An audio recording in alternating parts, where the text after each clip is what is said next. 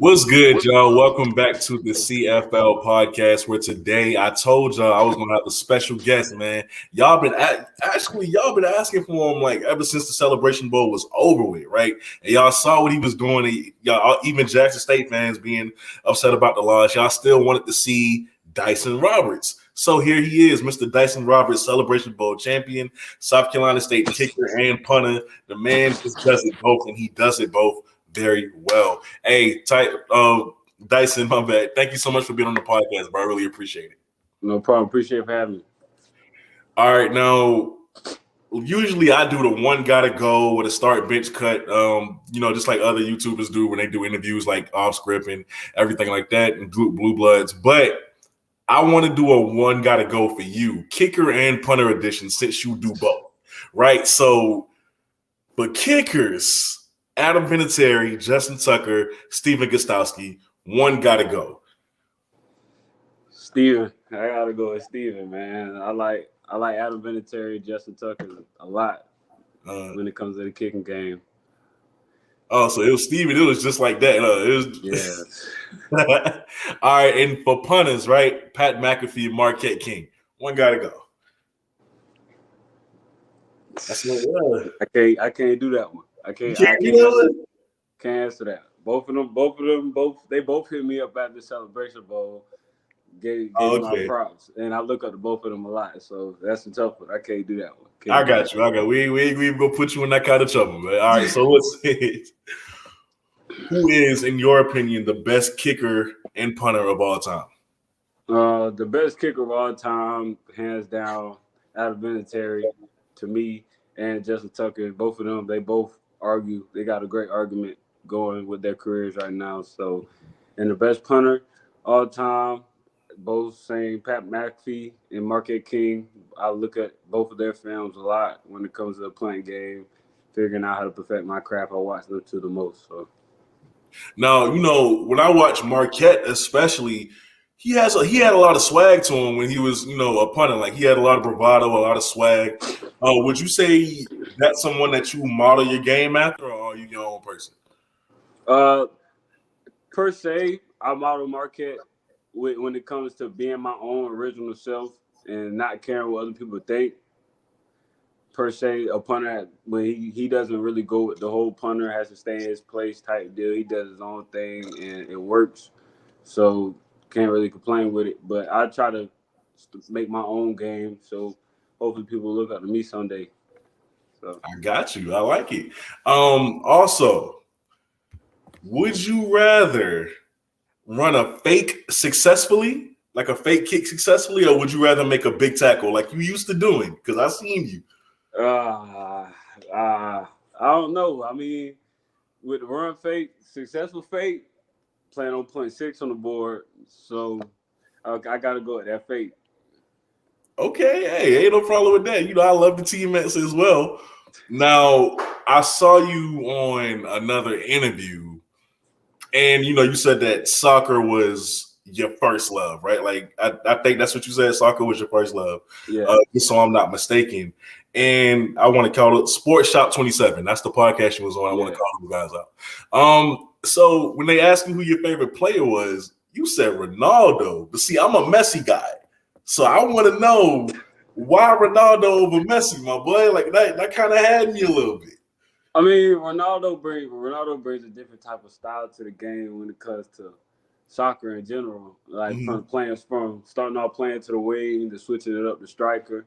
He was always deep shots, free kicks, headers, you name it. He gonna give it to you. Versus like Messi, I see him more one dimensional. Like he gonna dribble and score. Like, oh, you gonna do that to my dog? Yeah, man. I don't know, man. I just call it how I see it. All right, so listen. Has the feeling of the Celebration Bowl left you yet, or are you still feeling like that kind of high that you did when that clock hit 0 in the fourth quarter? Oh, I still I still got that feeling. I'm always gonna have that in the back of my mind. I always have it in my heart because that's just only the beginning.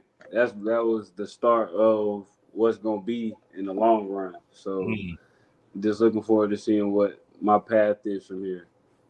And you, especially you being a true freshman, I know you plan to be there damn near every year while you in school. I'm pretty sure. Exactly. That's That's the the goal. goal. Now, what is your response when you hear people say kickers aren't athletes? Like those guys they don't throw the ball, they don't catch the ball, they don't tackle. Clearly you do, right? But what is your response when you hear kickers aren't athletes? I mean, I've been hearing that since I started kicking, like and taking it serious. I mean, I've been wearing back plates since I don't know when, and that was the biggest. That was the biggest. Why you wearing back plate for? You ain't about to do nothing. You ain't about to do nothing. Right. So that's my biggest motive. I mean, make the most of what I can every possession. So it's like you never know what to expect. They may need you to hit, so make the most out of that one hit you're gonna get. So now, who's your favorite NFL player? Because it doesn't necessarily have to be a kicker just because you are a kicker. Like, who's your favorite NFL player? I mean, my favorite NFL player is Russell Wilson, hands down. Oh, word. Yes, this because Russell Wilson came in the league with doubters, been too short, too small, can't do this, can't do that, and he's been consistent ever since. Every team, but keep his team in playoff contention. Hopefully, do the same thing with the Broncos. So, and I was going to ask you about that. How do you feel about him being traded to the Broncos? I mean, me per se, it was about time to see how start rebuilding. Tired of just going to the playoffs and losing. So I mean, hopefully we gonna get Bobby Wagner. We gonna get everybody back. They don't release them, so probably gonna go pick them up. Got you. Now, during the Celebration Bowl, you was doing a lot of flexing. You was all in the cameras and everybody loved it. Like I said, you completely stole the show, right? And a lot of people were even on Twitter like talking about you and everything like that in a good way, of course. So I want to know, are you the biggest personality on the team? Like, would you say you're the biggest personality on the team? I mean, I have my own personality. It's whether you like me or not, it's up to you per se. But biggest personality we got a lot of big personalities on our team. That's one thing. We got a lot of funny guys on our team. We got people like Zach. He's a tight end on our team.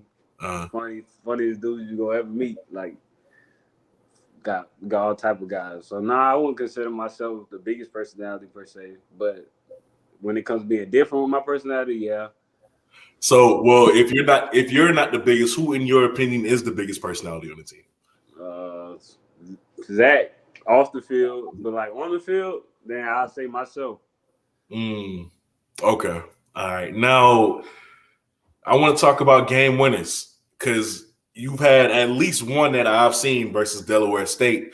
The first question I have about him is: do you have any more so far, or was it just that one? It was just that one, and I had one in high school, but that's high school. So, what was the feeling like when you kicked the game winner in that Delaware State game to keep y'all in contention for a MEAC title and a Celebration Bowl berth?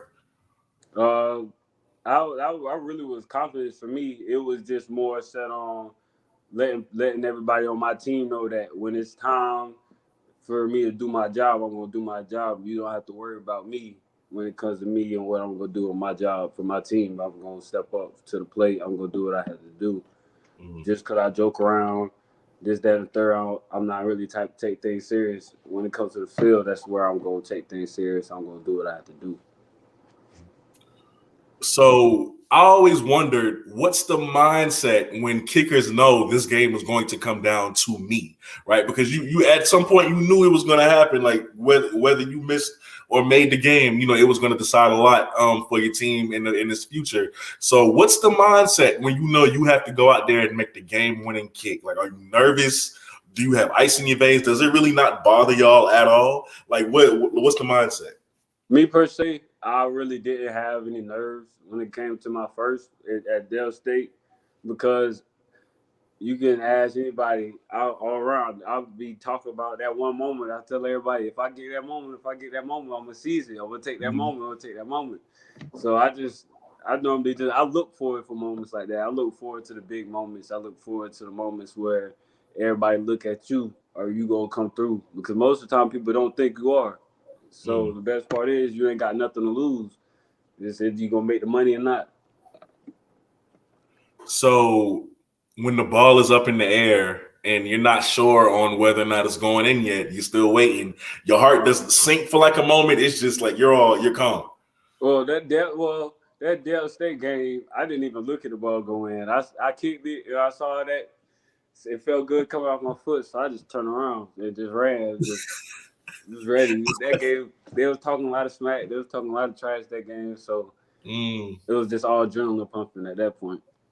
Okay, cool. I love it. I love to see it. So, what's the furthest distance that you've ever made a field goal? What's the in high school? It was 49. That was my farthest.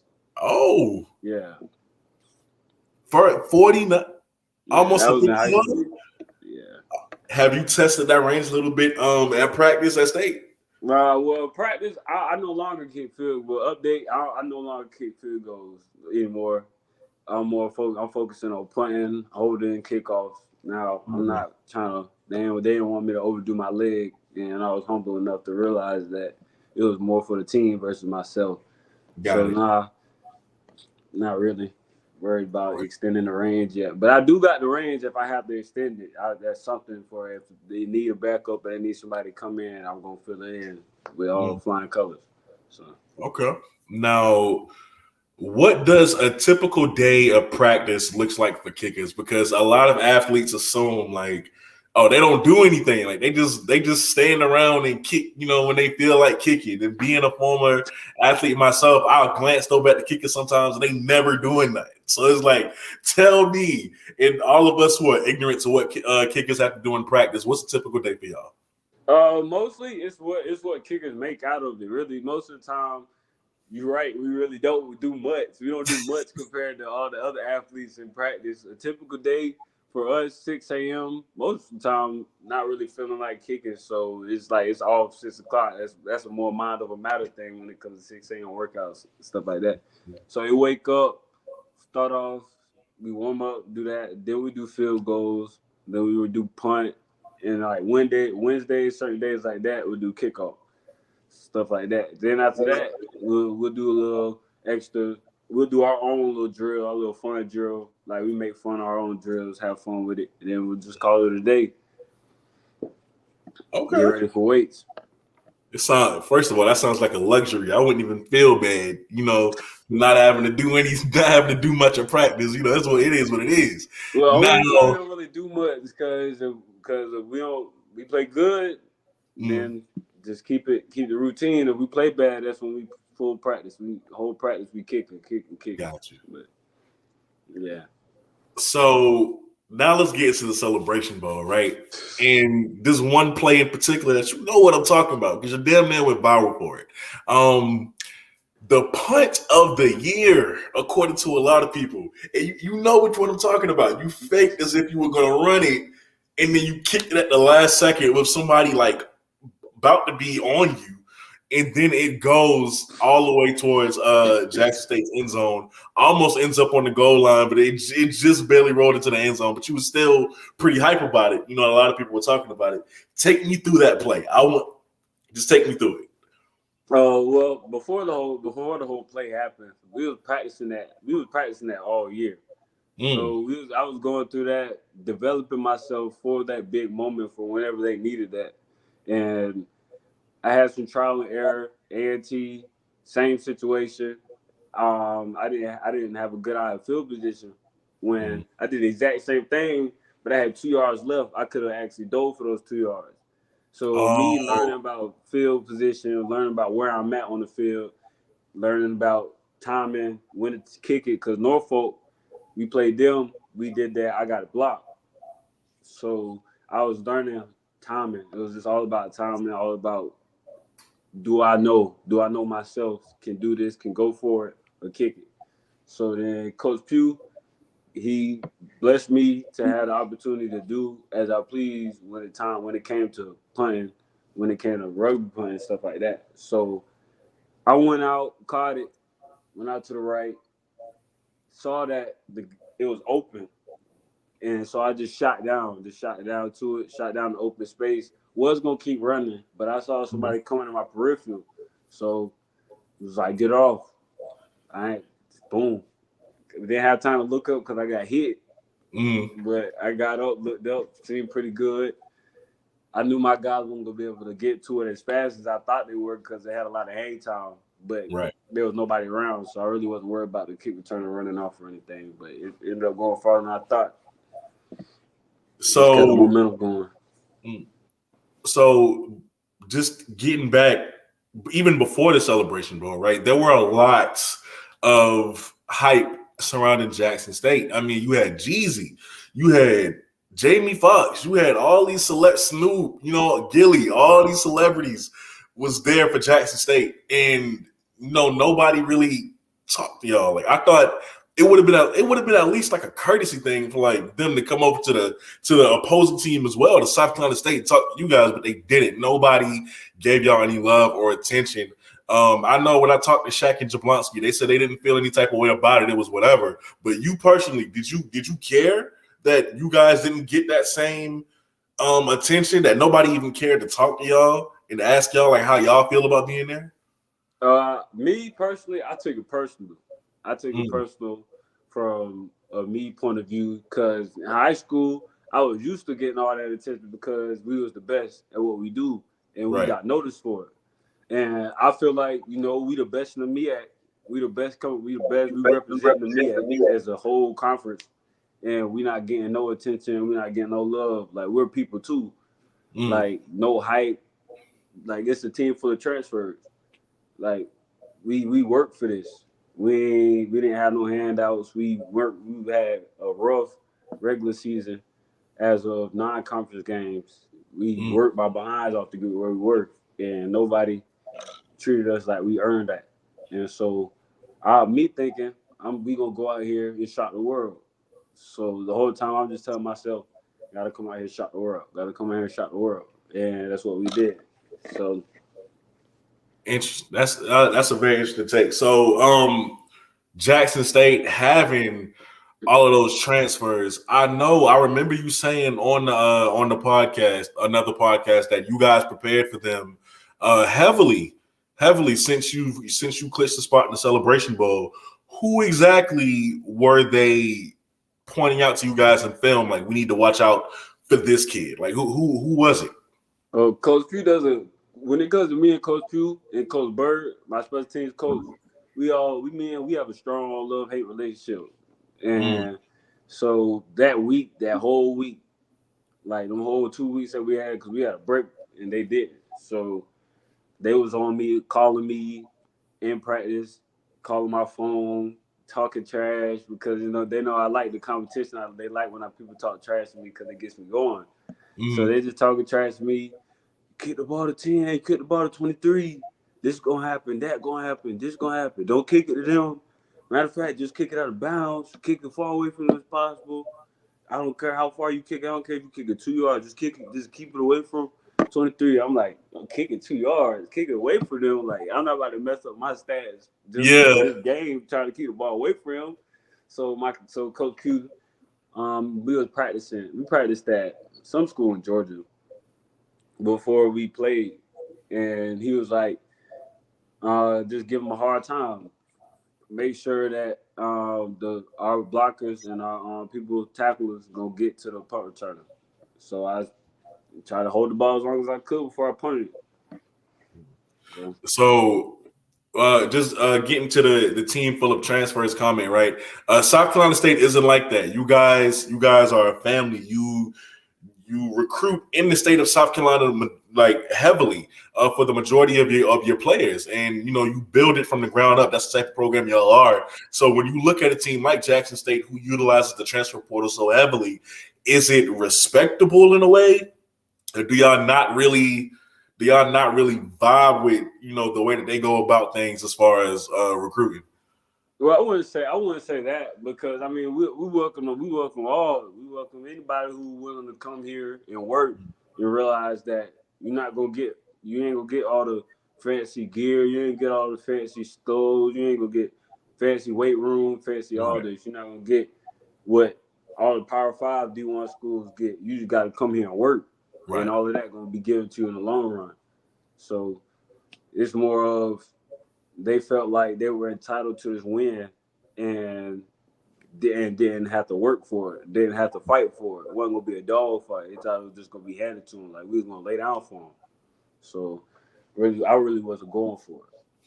And speaking to Jablonski, he actually said that there were some things that was said from their side during the banquet, which I did not know. Like, were anything said to you? Like they were chirping during the banquet? Most of the things that were said directly to me were in warm-ups and it was like small talk. But really the things that they did during that banquet really brought us as a team together, because that's when we realized, like, it's really like us against the world. Like, it's like nobody here like that's going rooting for us. It's really nobody. Like, everybody came here to see Deion Sanders, Shador Sanders, Shiloh Sanders. Everybody came here to see the Sanders. Like, so all the pressure is on them. So we come out here and play like we don't have nothing to lose, then we gonna win this game, because they got a lot of fear. They was expected to blow us out. So they're supposed to come out the rip, scoring. But we couldn't let that happen. I couldn't let that happen. I wasn't gonna let that happen. So I'm saying, talking to my teammates, talking to special teams players, like, we gotta shut this down, starting with special teams. Like, just gonna win the game. So a lot of people would say that an advantage that you guys have was that you were able to practice a full 30 days to prepare, while Jackson State alums would say that they didn't have that much time. It was the SWAC championship, then they had to think about the Celebration Bowl, and others say that that's not even an advantage in a way, because you having 30 days to practice and not play a game, it kind of makes you a little rusty. So, like, what side do you fall on that? Did that 30 days help or hurt you? Was it an advantage or a disadvantage? Well, I feel like it's what you make it, really. We sat there, we had a break, so it gave us time to rest. Hurt players could have some time to heal. Everybody had time to rest. Everybody had time to get their bodies fully functioning, fully right. We really wasn't worried about coming out rusty, because we was fresh off another championship. We was fresh off a MEAC championship win. So we had that confidence coming into Jackson State. And I really don't feel for anybody saying, like, Jackson State didn't have time for this and that, because if you're going to say what you're going to say about, bring in NFL scouts, bring in this, bring in that, bring in everybody, pack out the stadium, then y'all ready. To me, right. In my eyes, y'all ready. So ain't no excuse for me. Is you gonna ball or not? Don't talk and then have excuses after. All right. Now, what was your favorite moment, other than maybe it was the punt, maybe it wasn't, but what was your favorite moment of the Celebration Bowl? When I felt the momentum shift after that tackle, I feel like the move, like the whole arena changed. Like, it went from Jackson State cheering to Jackson State. You can hear a pin drop on their side. Like, oh wow, we here. Like, we really put our foot down. I feel like that play really like started something, because that's when the fumble happened. When all that other stuff scoring, that's when we really started turning up. Now, after that Celebration Bowl victory where you guys shocked the world, a lot of things changed for a lot of you guys. I mean, DeAndre Hopkins starts following Shaquan Davis. Shaquan is trending on Twitter. You feel me? Jablonski is now being looked at as an NFL prospect. What changed for you after that championship? What was the craziest for me?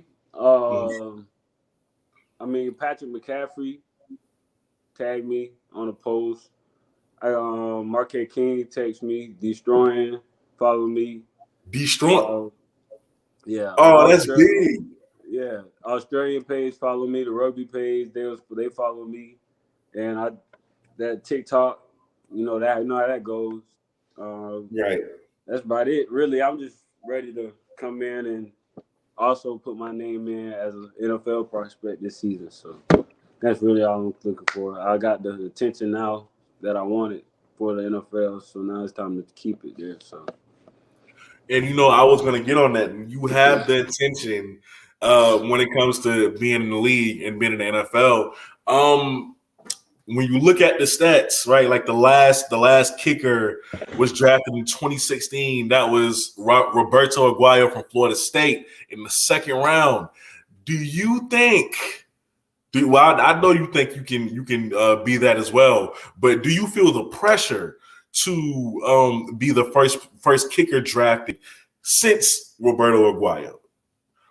It's been a lot of pointers. It's been a few. My teammate from high school, Presley Harvin, he got drafted. He was Great Guard Award. I'm really taking it one step at a time. I'm trying to win MEAC Player of the Year, trying to win stuff like that, Player of the Year in general, stuff like that. Trying to start from the small goals, first team. I'm ultimately trying to win that Great Guard Award for college in general because they don't look at HBCUs.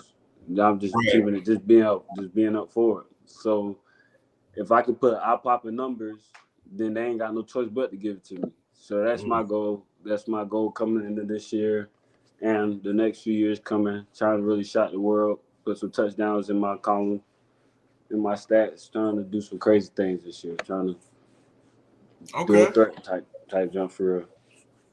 So every player has some part of their game that they can improve on. So for you, what is one part of your game that you are still improving on? Really just I really just got to tap into that next level.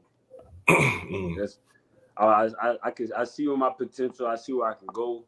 I'm just ready to get the right connects, get the right people to really that small circle, that small support system that's going to really help me as a trainer wise, getting together and getting to that next level with my mind, continue to master a different type of game that I'm trying to start with this whole football thing. So, and you being a great athlete as you are, like I could tell, right? What position could you play right now if it wasn't kicker or punter? Like if State needed you to play a position right now, what could you step in and just contribute automatically? Automatically, with the right training, probably cornerback. Oh, cornerback. Yeah, DB. So why corner? Oh, I like playing. I like the defense. I just like defense in general. I like getting hit in, just getting in people's head. I like that. I like the fact that if you can get in somebody's mind, what you can do. Like the fact that you can control another person just by getting their head on the field. Right. It's a different type of game, and once you master that, man, the game's yours. Really. I love it. So as an athlete, what fuels you? What keeps you going? What's your motivation for coming into practice every day and stepping on that field when it's game time? What fuels you to play like how you do? You don't see. I don't want to sound cocky when I was saying this. I don't want to sound arrogant. I don't want to sound, crazy. I got it. God gave me these talents. All praise to Him for giving me these talents. But looking at the way that I play, I know that there's not too many punters that could do what I do. So I'm really trying to change the game as a whole. So for maybe that NFL team that gonna need a throw on that 4th and 10 instead of punt. A team that gonna need that run. A team that gonna need, a good play fake. Or gonna need a 60-yard, 80-yard punt. I can give it to them without no effort, no question. Just trying to change the game. Like it'll be crazy for a defense to not know what to expect from a punter. Now, what are your personal goals for next season? Trying to break records.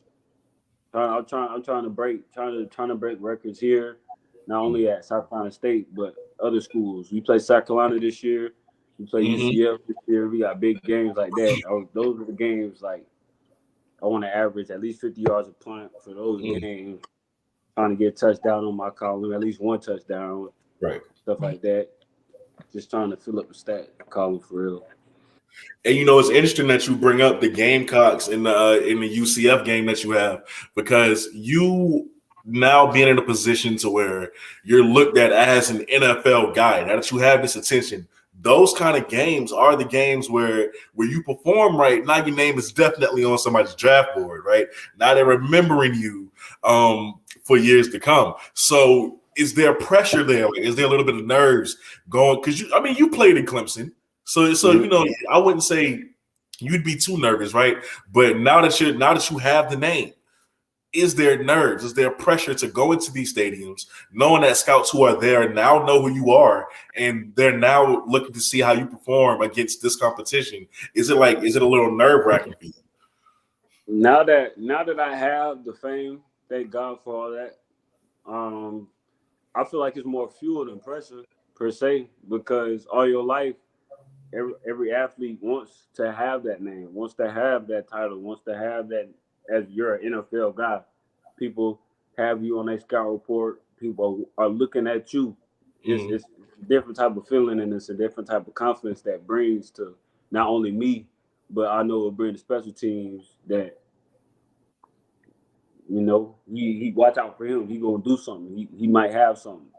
Like that's a different type of feeling. And once you know that you got that feeling, just take it and run with it. Got it. Now, what I would say out of the two bigger FBS schools that you're playing, what stadium are you most excited to play in? Florida, man. Who would want to play in Florida? But I mean, but at the same time, I got a couple boys from high school that play for Carolina. I got a couple people from my hometown that play for Carolina. It's gonna be amazing being on the same field as them on a bigger stage, because we all talked about being that when we was kids and we there. So playing them and actually believing that we have a chance to actually pull off another upset. I feel like this season gonna be something crazy. I feel like this season gonna be real special for the world and for us. And I honestly agree with you. I think that the talent that you return mixed with the talent that you brought in from this recruiting class, whether it's a couple of transfers that you got or some of the freshmen who can come in and contribute right away, I think y'all are really gonna put a lot of people on notice, which is the sad thing, because that should have been done last year after the Celebration Bowl win. But y'all are gonna put a lot of people on notice again this season. So I really can't wait, bro. But what I have to ask you is, now that you've seen the fruit, the program itself has seen the fruits of his labor, right? You got Zafir Kelly, NFL draft prospect, Jacoby Durant being at the NFL Combine and performing one of the fastest 40 times amongst the corners there, and just having an overall really good performance. How much pride do y'all take as a program? How much pride do y'all feel in seeing these guys that you took from high school, who was overlooked, and developing them, and you're playing with these guys every Saturday, and now you're seeing them on the big screen of doing big things about to be in the league? Like, how much pride does that give y'all? It gives us a different type of pride. It really does, because seeing Kobe, shout out Kobe for real. Seeing Kobe do what he did at that combine, I feel like, for me personally, I know it made us as players here, seeing him work from being 170 to putting on 15 pounds in 7 months. Seeing him put in work on another level, seeing him like just outwork, seeing what it takes to get to that next level. It seems like it's so possible. Everybody, people, this amount of percent people make it to the league, this amount of percent people make it to the league, but watching him do it makes it feel so close, like so much possible. So it makes everybody lock in on another level. So, last question for me, and then a couple of people in the comment section have questions for you as well that they want to answer. But last questions for me: when your time is done at South Carolina State, what all do you hope to accomplish? What I wouldn't say what I hope to accomplish, because knowing that everything that I prayed for is going to come into fruition, and I know what's gonna happen in the next few years. Plan on being one of the best, not one of the best, but the best to ever do it. Not only in South Carolina State, but the best in the world. Like it's gonna open. I'm trying to open a gateway for HBCU people, HBCU punters in general. Just trying to start a dynasty for real. Like that's becoming one of the greatest punters ever. Okay. So now we're gonna open it up to the comment section. I see the first question right here. Jahari Garrett wants to know, what does he think about people wanting South Carolina State to join the SWAC?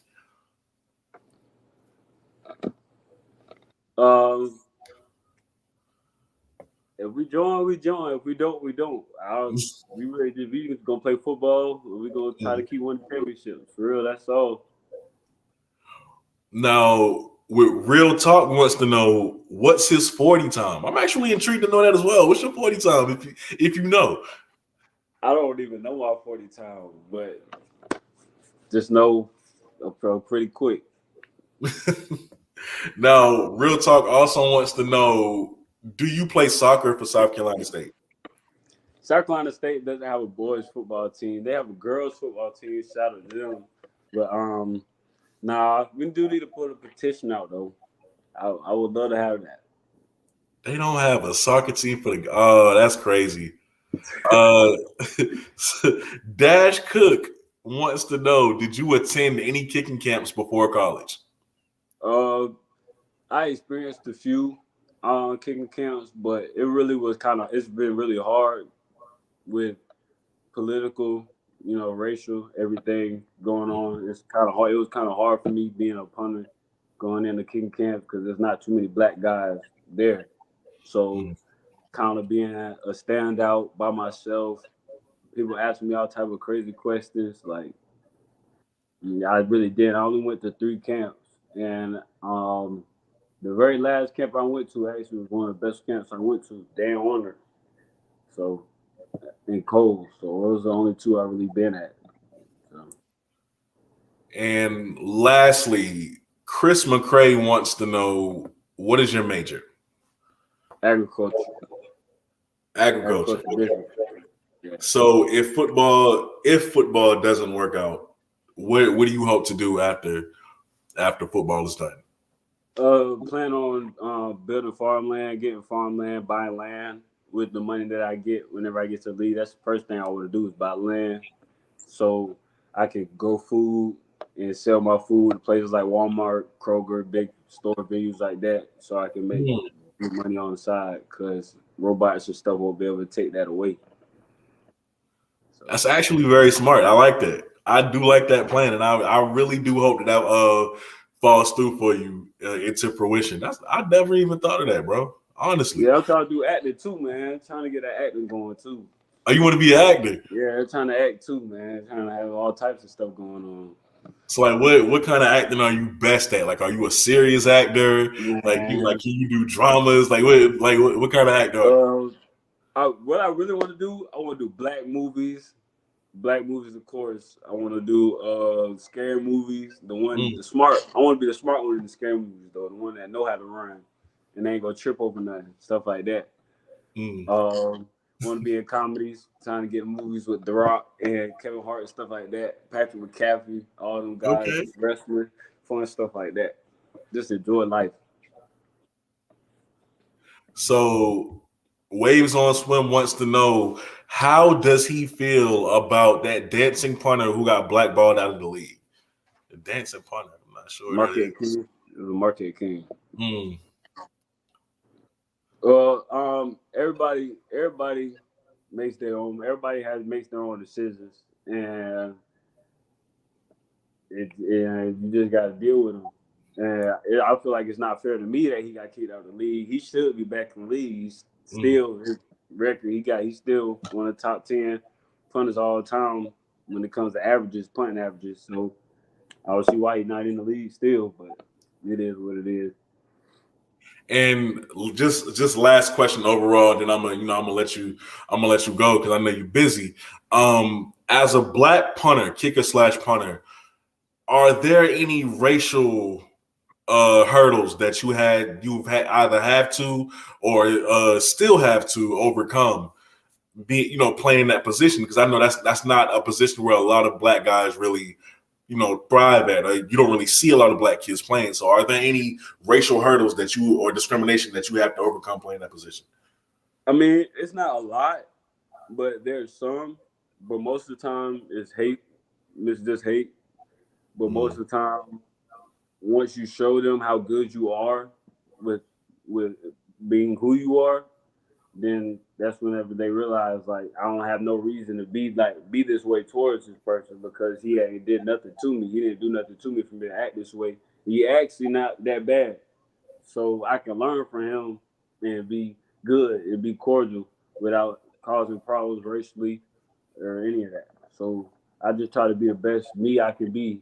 So hopefully that person that's not my race can see that light and just flock towards me and not be racist.